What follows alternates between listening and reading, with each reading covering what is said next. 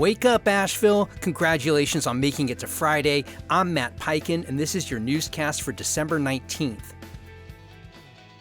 Candidate filing for Asheville's 2026 elections is gaining steam ahead of today's deadline. The primary for 3 open city council seats now has 14 candidates, including 3 incumbents, outpacing Raleigh. The latest is artist Jared Wheatley, a member of the Cherokee Nation. He's notable in this context for his removal last month by council from the city's Planning and Zoning Commission after an internal memo alleged combative behavior. Wheatley says he'll focus on housing, transit, and jobs. Mayor Esther Manheimer and Councilor Kim Roney have also filed to again compete against each other for the mayoral seat. You can read more in the Citizen Times.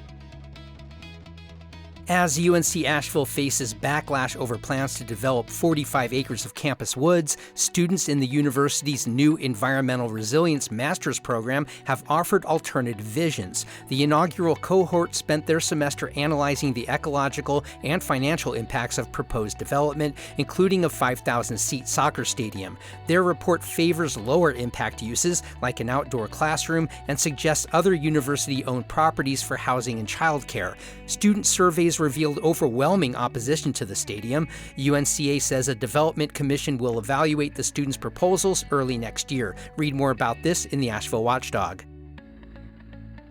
East Fork Pottery is pushing back on online rumors about layoffs, clarifying that the early termination of 5 temporary employees' contracts was due to seasonal work wrapping up faster than expected. CEO Alex Matisse emphasized the contracts allowed for changes and said the Asheville company remains committed to paying living wages.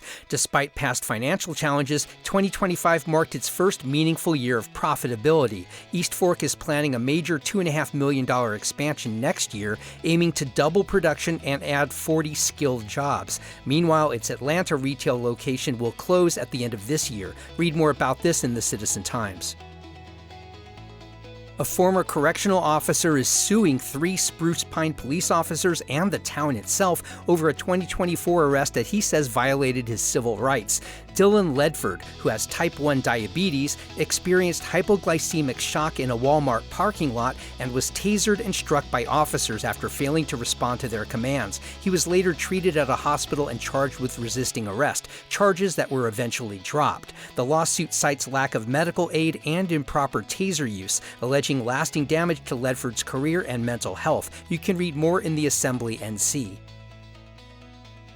And City of Hendersonville crews are responding after an estimated 100,000 gallons of untreated wastewater spilled from a sewer line near 310 William Street, with part of the discharge entering Mud Creek in the French Broad River Basin. The city said the spill began Tuesday night, was discovered by staff at 6:30 the next morning, and was stopped 15 minutes later. Cleanup is underway, and the city is working with the contractor on corrective measures. Residents raised concerns about delayed public alerts, and the North Carolina Department of Environmental Quality is reviewing the incident. Read more about this at WLOS. If you haven't already, sign up for our free daily newsletter. It's basically this newscast in written form. Go to wakeupavl.transistor.fm. You can also find us on Facebook and Instagram at wakeupavl. And please share this podcast with your Asheville friends. I'm Matt Peiken. Thanks for starting your weekdays with Wake Up Asheville. Have a warm and sunny weekend.